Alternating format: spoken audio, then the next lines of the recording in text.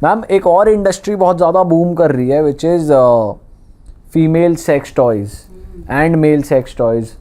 तो वैसे तो पता नहीं लीगैलिटीज़ पे तो हम नहीं जाएंगे, बट नीड पे हम जाना चाहेंगे कि नीड क्यों हो रही है इतनी ज़्यादा, और इसमें भी इतनी वेरिएशंस। मतलब ऑब्वियसली किसी चीज़ की अगर डिमांड हो रही है तो वो क्रिएट भी करी जा रही है, तो क्या बोलकर ये क्रिएट की जा रही है, क्या लोगों के माइंड में ऐसा आ रहा है कि लोग इसे एक्सेप्ट भी कर रहे हैं?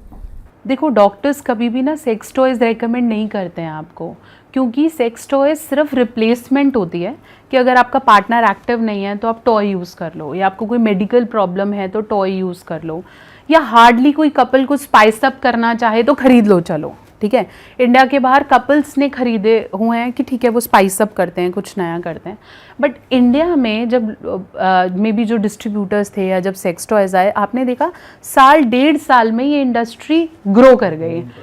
शुरू में 4 सेक्स टॉयज़ होते थे, अब तो नए नए नाम, अलग अलग कलर्स, अलग अलग वेरिएशन, अब तो डॉल्स वगैरह और पता नहीं हाँ, क्या और वो भी अब ऐसे कि आप अमेज़न और अलीबाबा इन सब पे आप बहुत आसानी से देख सकते हो। ब्लिंकिट से आ जाते हैं मैम घर पे। एग्जैक्टली, ब्लिंकिट पे आपको सारे टॉयज़ मिल जाते हैं। तो ये प्रमोट करते हैं और इन्हें पता है कि आप लोनली हो, आप उनको पता है आपके पास ट्रस्टवर्दी पार्टनर नहीं है, उन्हें पता है STIs बढ़ रहे हैं, उन्हें पता है आप आसानी से किसी को ट्रस्ट नहीं कर पा रहे हो, तो वो क्या करेगा, आप सेटल नहीं हो तो वो आपको एक ईजी प्लेजर दे देता है। पहले के टाइम पे 23-24 में शादी हो रही है, उससे पहले हमारे पेरेंट्स के टाइम पे 18-19 में हो जाती थी, तो टॉयज़ का तो स्कोप ही नहीं है ना, सेक्स इज़ अवेलेबल। एक रीसेंट स्टडीज़ ने ये भी प्रूव किया है कि जेनजीज सेक्स रिसेशन में हैं, मतलब मिलेनियल्स, जिलेनियल्स, बेबी बूमर्स, इन सबको ज़्यादा सेक्स मिला है एज़ कम्पेयर टू जेनजीज। और अब जेन अल्फा और इन सब की तो सेक्स लाइफ बहुत कम हो जाने वाली है। IVF की तरफ इतना रूट हो जाएगा आगे आगे कि सेक्स नहीं होना स्टार्ट हो जाएगा। हम उल्टा जा रहे हैं, हमें लग रहा है अरे सेक्स तो बहुत कॉमन हो गया है आजकल। You are failing at it.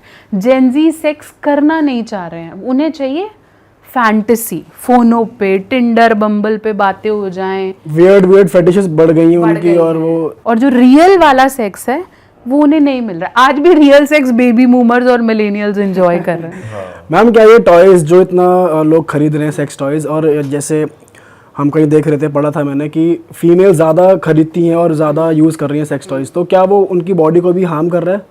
Sex toys harm body को नहीं करते, सेक्स टॉयज हार्म करते हैं आपकी एक्सपेक्टेशन ऑफ प्लेजर को।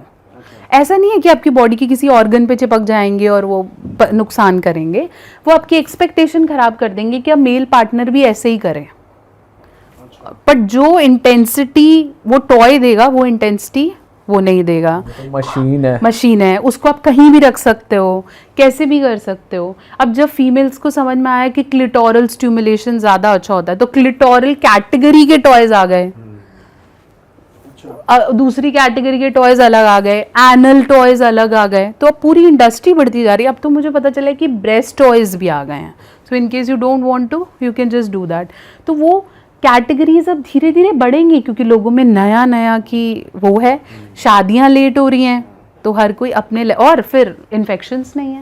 तो मैम बट अगर ये ज़्यादा यूज़ कर रहे हैं सेक्स टॉयज और इनकी एक्सपेक्टेशंस बढ़ रही हैं, तो फिर तो सेक्सुअल हेल्थ खराब होगी, सेक्सुअल इंटीमेसी भी खराब होगी अपने पार्टनर के साथ। तभी तो बोलते हैं कि लड़के आ जाते हैं, इसलिए क्योंकि तू क्या दे सकता है, अब पैसे भी मैं कमा रही हूँ, है ना, तू क्या देगा, ये जरूरत नहीं है मेरे को।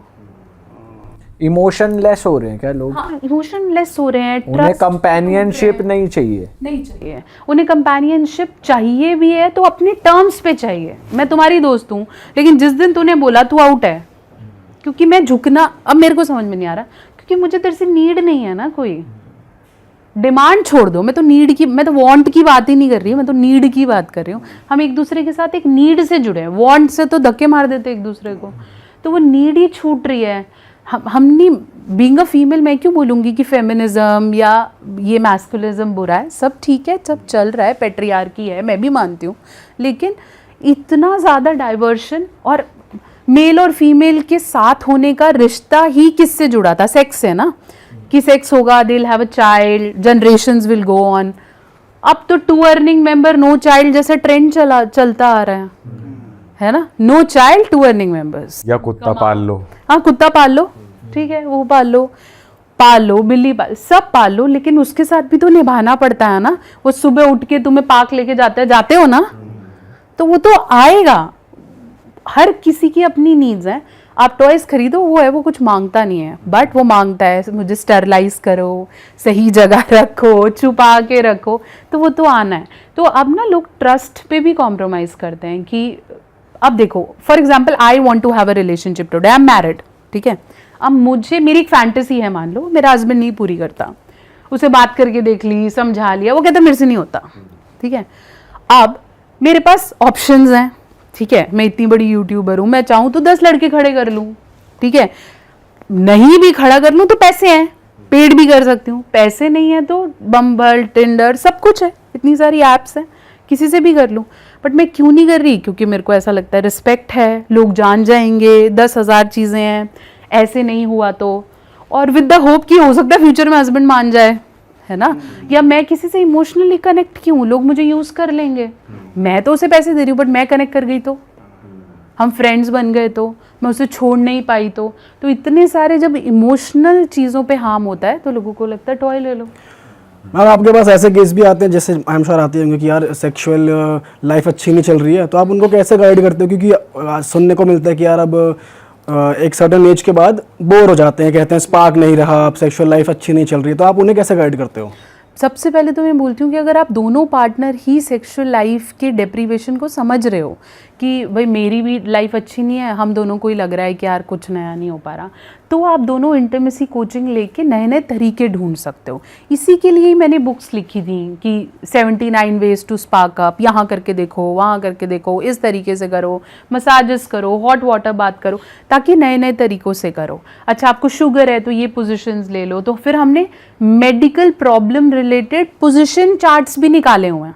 अच्छा। कि आपको कमर में दर्द रहती है तो ये पोजिशन से स्टार्ट करो।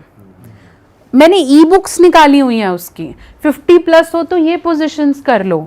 फिर ऑब्वियसली आप वो पढ़ोगे तो आपको 50% नॉलेज आएगी। फिर आपको चाहिए होगा कि कोई गाइड कर दे, हमने वो इंस्ट्रक्टर्स भी रखे हुए हैं कि अच्छा लेग यहाँ रखो, पैर यहाँ, मतलब ऐसे करके भी हम गाइड कर देते हैं।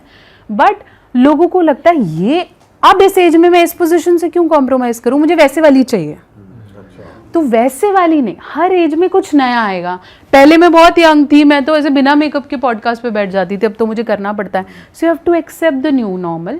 स्पार्क वापस आ सकता है अगर आप पुराने वाले से कंपेयर नहीं करो। अच्छा मैम, ऐसा भी होता है क्या कि लोग आपस में डिस्कशन तो करते ही हैं आजकल कि किसका कैसा रिलेशनशिप चल रहा है, कि किसकी सेक्स लाइफ कैसी है, तो पीयर प्रेशर में भी लोग प्रेशर लेते हैं कि भाई मेरा ऐसा नहीं हो रहा, मेरा अच्छा होना चाहिए, ऐसा होता है? हाँ बिल्कुल होते हैं, और कुछ तो ऐसे होते हैं कि यार मेरे को तो बिल्कुल ही नहीं मिल रहा, है ना। आजकल मैम कोई केस आपके पास आया तो बताओ ना, कि ऐसा कोई इंटरेस्टिंग केस आया हो। आप केस क्यों, आप मूवी देख लो, आप मस्ती 4 देख लो, तीनों दोस्त बैठे हैं, यार मेरे को भी नहीं मिल रहा, मेरे को भी नहीं मिला, मेरे को भी। This is new normal where men are not talking about कि मेरे कितने रिलेशनशिप अभी कैसा चल रहा है। वही बात करता है मैं, यार मेरी पहली गर्लफ्रेंड अच्छी थी, बीवी के साथ तो बड़ा कॉम्प्लिकेटेड है। अब बीवी के साथ सेक्स मुश्किल हो गया, सेक्स मुश्किल नहीं हो गया, इसके साथ करना मुश्किल। पर मैम ऐसा क्यों है? क्योंकि एक टाइम पे तो बीवी के साथ बॉन्ड बन जाना चाहिए, आप हर चीज शेयर कर सकते हो, लेकिन फिर भी मेल क्यों नहीं कर पा रहा? क्या हो रहा है ऐसा गलत? क्यों नहीं कर पा रहा? क्योंकि बीवी के साथ आप ईगो कॉन्फ्लिक्ट में फंसते हो। जहां आप पैसे देते हो वहां ये सब नहीं है। लोगों को चिक चिक झेलना मुश्किल है। हाँ। मैं ये बोलने वाला था, मैं रुक गया। हाँ, क्वेश्चन बिल्कुल ठीक है कि हमारा तो बॉन्ड हो गया ना, तो मैं इसके साथ तो हर लेवल पे बोल सकता हूँ।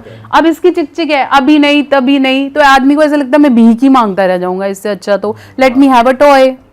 और पहले ऑप्शंस की फिर भी कमी थी। अब आपको पता चलेगा आपके ऑफिस का मैनेजर ही कर रहा है, आपको लगेगा मैं बॉस होके बैठ गया, मेरा तो कुछ नहीं हो रहा। तो अब आपके पास ऑप्शंस हैं। तो मैम आप ऐसे टाइम पे फीमेल क्लाइंट्स को क्या बोलते हो कि हस्बैंड बहुत ज़्यादा परेशान है और फीमेल का भी मन नहीं कर रहा करने का, तो आप कैसे समझाते हो फीमेल क्लाइंट को? मैं उन्हें बोलती हूँ आप नए तरीके से करो, गेट ड्रेस्ड, डू वेल। और ज़रूरी नहीं है कि करने के लिए पार्टनर का ही एक्टिव होना ज़रूरी है। आप लाश बन के बैठ जाओगे और वो करेगा, ऐसा पॉसिबल ही नहीं है। आपकी भी बराबर इन्वॉल्वमेंट है। सेक्स एजुकेशन और पोजीशन की चार्ट वो क्यों पढ़े, तुम क्यों नहीं पढ़ सकती? तुम पढ़ो, अपने आप पे काम करो, बी एक्टिव। डर्टी टॉक्स बेचारा शाहिद कपूर जैसा मेल क्यों करे? गंदी बातें औरतें भी तो शुरू कर सकती हैं ना, और फिर वो करती हैं, फिर लोगों को लगता है oh my God she is very bold and slut. शादी में तो कर ही सकते हो ना, करो अपने पार्टनर के साथ। बॉयफ्रेंड गर्लफ्रेंड वाला रिलेशनशिप रखना पड़ेगा, ठीक है, एक उम्र तक इज्जत, परिवार, बॉन्डिंग, इस समय करेंगे तो क्या सोचेगा, लड़ाई हो जाएगी, बेइज्जती हो जाएगी। एक टाइम बाद क्या बेइज्जती है, उसके बाद तो अब तुम्हें नए नए चीज़ों में लगना है। जहाँ तुम्हें लगे हमारी बाउंड्री एक्सीड हो रही है वहाँ म्यूचुअल करो, और हमें नहीं चाहिए।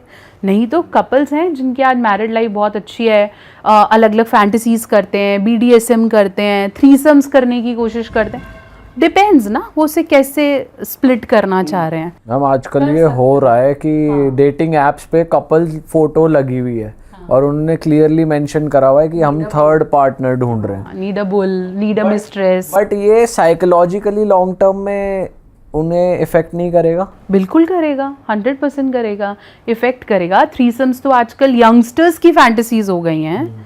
इतने सारे शोज आते हैं टीवी पे। कॉलेज हॉस्टल्स भी हमने सुना है, कुछ कॉलेजेस के नाम सुने हैं जहाँ पर ऐसे पार्टीज हो रही हैं। हाँ होती हैं। अब तो क्या है, थ्रीसम क्लब्स बन गए हैं।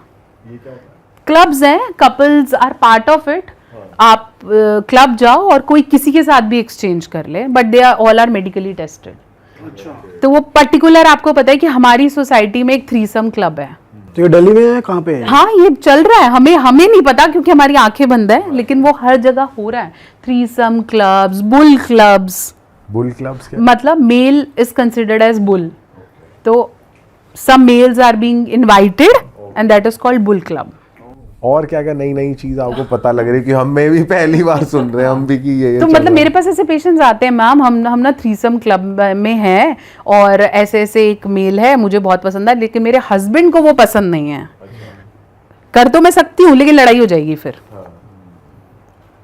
तो अब मैं उसे कैसे कन्विंस करूँ? तो मेरे को लगता है शिट, पहले तो हम ये कर ही क्यों रहे हैं, पर चलो हम कर, क्योंकि मैं एक डॉक्टर हूँ, लेकिन उससे पहले तो मैं एक फीमेल, वो मॉरल वाला भी आ जाता है कि ओके शिट, ओके अब मैं उसे मना भी नहीं कर सकती, तो चल तू कर ले। बट अब मैं उस तीसरे पार्टी को कैसे कन्विंस करूं, और मेरे हस्बैंड को वो पसंद नहीं है, वो कहता है उसी आदमी के साथ कर जिससे वो कंफर्टेबल है। अच्छा, अरे अब वही बात है कि आप कहीं भी जुड़ोगे तो लड़ाइयाँ, दुश्मनियाँ वो वहाँ से भी शुरू हो जाती हैं। आजकल ये भी टाइम मिलने लगा है कि तू 2 महीने मेरे साथ कर, फिर मैं तेरे को 1 या 2 दिन का टाइम दूंगी वेयर यू कैन रिफ्रेश, और फिर वापस आ जा। ये लड़कियां अलाउ कर रही है अपने हस्बैंड्स को, पार्टनर्स भी कर रहे हैं। मैम मोस्टली मुझे ऐसा लगता है कि ये जो वाइल्ड फैंटेसीज या वियर्ड फैंटेसीज है ये अल्ट्रा रिच क्लास में ज़्यादा है, क्योंकि मिडिल क्लास तो अपने कामकाज और एक्सपेंसेस में स्ट्रगल कर रहा है। एम आई राइट? या हर जगह ही है ये चीज़? नहीं, तुम बिल्कुल सही कह रहे हो। क्यों? क्योंकि मिडिल क्लास वाला बंदा यही है, खुद बाउंड्री बनाता है और फिर खुद फंस जाता है। करना तो चाहता है लेकिन नॉर्मल और एबनॉर्मल मिडिल क्लास ने ही तो बना दिया कि इससे ऊपर गलत है, इतने पैसे से ऊपर कमाना नहीं है, एक बीवी से ऊपर रख बना के फिर अब वो खुद सोच रहा होता है कि मैं दूसरी कर लूँ क्या। उसके खुद के मॉरल्स बीच में आ जाते हैं। अब कितने फीमेल्स हैं कि मैम मेरा हस्बैंड पिछले 4-5 सालों से कुछ नहीं है, मेरे ऑफिस में कोई है, मैं उसके साथ अच्छा फील करता हूँ या करती हूँ, मैं उसके साथ चली जाऊँ क्या, बात करना शुरू कर दूँ क्या। अब इसमें सही और गलत क्या है? अगर आपके पार्टनर के साथ आपका इमोशनल बॉन्ड नहीं है और आपको किसी और से लगता है, वो भी मैरिड है, आप भी मैरिड हो, आप दोनों को पता है कि हम फैमिलीज नहीं तोड़ेंगे, बच्चे हैं, साथ में हो, और फिर आप काउंसलर से पूछो कि क्या करें, तो क्या आंसर है? तो आप क्या बोलते हो? मैं ये बोलती हूँ कि अगर आप बहुत ज़्यादा हो इसके अंदर तो अपने हस्बैंड को बता के कर ले। सीधा मत बता कि मेरे पास कोई है और मैं जा रही हूँ, बट तू उसे हिंट देना शुरू कर कि मेरे को तुम्हारे साथ फीलिंग नहीं आती और मेरे को बाहर कोई पसंद आने लग रहा है, आई एम वार्निंग यू कि मैं चली जाऊंगी, तू मेरे को पकड़ ले। अगर वो कहता है मेरे को बिल्कुल परवाह नहीं है, तू जा, फिर उसने बोल तो दिया, वर्बली डिक्लेयर कर दिया। बट मैम ये फिर आप एक तरीके से इनडायरेक्टली चीट करने के लिए नहीं बोल रहे? फिर मैं एक बात बताओ, इस ऐसी सिचुएशन में क्या करें जहां 4-5-6 साल से भौंक के उस आदमी पर फर्क नहीं पड़ रहा है? बट अगर फैमिली है पूरा, हाँ तो निभा रहे हैं ना, किसी को छोड़ के तो नहीं जा रहे, निभा रहे हैं। हम ऐसा तो नहीं बोल रहे कि हम फले के साथ भाग रहे हैं, हम फैमिली में हैं। बट अगर मेरी नीड मैरिज की यही है और तेरे को कुछ भी समझ में नहीं आ रहा है, हम मैरिज काउंसलिंग कराने को रेडी हैं, वो कहता है मेरे को कुछ भी नहीं करना, तू देख ले। जब बिल्कुल ही एक एंड से गिव अप हो गया, गिव तो अप हो गया, मैं अपने आप को बदलूंगा भी नहीं, मैं ये करूंगा भी नहीं, तेरे को जो करना है कर ले। तो बहिष्कृत शादी से तो बेटर ही है ना कि आप सोसाइटी के लिए हो लेकिन आप इमोशनली कहीं कनेक्टेड हो।